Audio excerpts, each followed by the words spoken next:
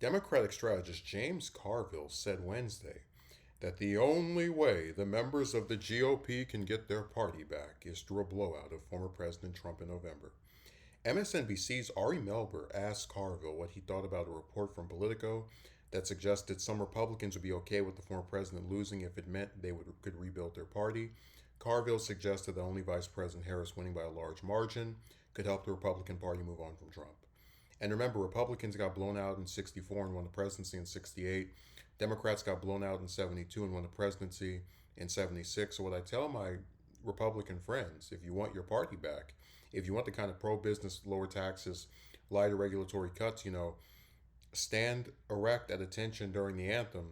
The only way you're going to get that back is through a blowout, Carville said on MSNBC's The Beat.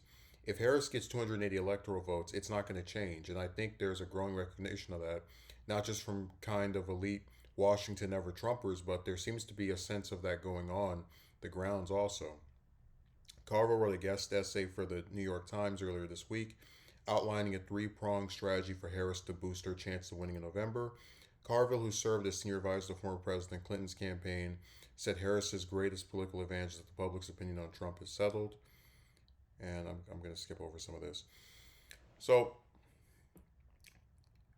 first of all, I just will say I've never found Carville to be that interesting in terms of being a commentator. I just think people talking about the possibility of Republicans moving on from Trump is always interesting.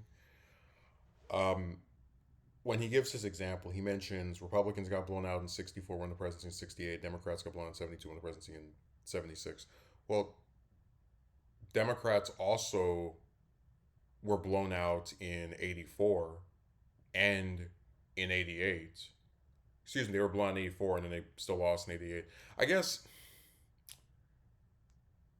it's kind of like apples to oranges because, Goldwater lost in 64 against LBJ handedly, but his positions still resonated with people. I mean, his loss, losing campaign was the one that Reagan delivered as a time for choosing speech, which propelled him to a political career of his own that ultimately ended with him in the White House. So even if Trump were to, and I've said before, what's going to happen is two things.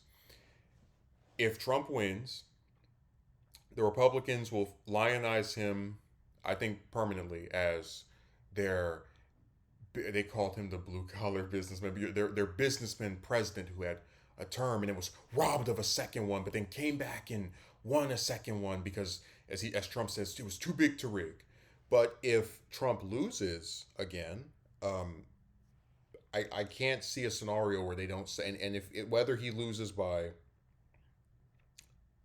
20 electoral votes, 40 electoral votes, 80 electoral votes, I just can't see a scenario where his supporters, first of all, don't believe the election was rigged because remember, anytime these people lose, it's rigged.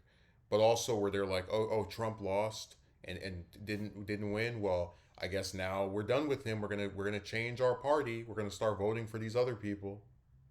And the sad part is that, and this is one of the reasons why Carville's commentary is so useless. He mentions that he want, like my Republicans friends, if you want your party back, if you want the kind of pro-business, lower taxes, light regulatory cuts, it's like all this stuff these are things that Trump did as president, right? I think he had some kind of rule where for every regulation you impose, you get rid of two or some nonsense. But lower taxes was very pro corporation. I mean, it's like so this is why I said like one of the problems I've had with a lot of these people is that they take Trump and like we talk about the cult stuff, we talk about his supporters doing whatever he wants to. They're just completely loyal. It doesn't matter what he does. But the main issue for him, for people having a problem with him getting back in power, potentially getting back in power, should be his positions. And there's no reason to believe that even if Trump loses again, and Republicans are stuck with somebody else in 2028, whether that's Vance or Carlson or Katie Britt or one of those other people, whoever is their nominee.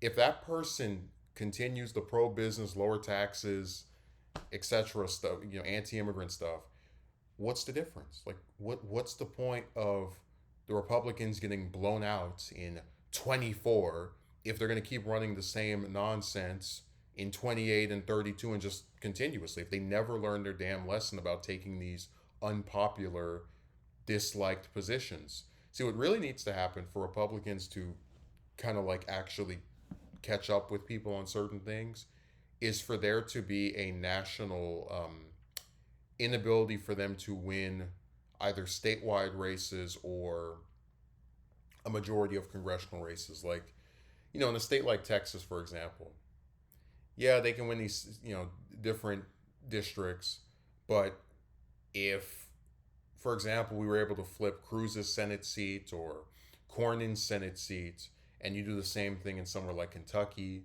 right? Because McConnell's retiring, then you would see the Republicans go, okay, we need to start having some positions that make these younger, more left leaning voters actually consider voting for us over the Democrats.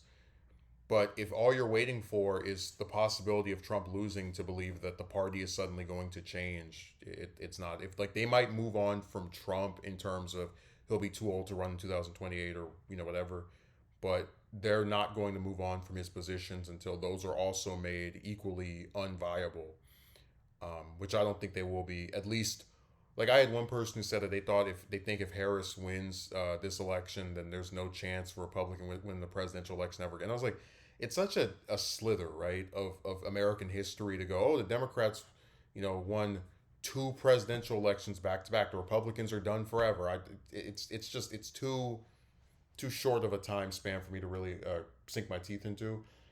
But yeah, Carville's comments are interesting just because he mistakes moving on from Trump with actually seeing a change in that party. And even if they don't have that cult figure, they're still going to practice the same positions. So the bigger issue should be getting rid of those positions that are terrible or that people mostly don't like, and then worrying about whatever figurehead is propped up to state those things.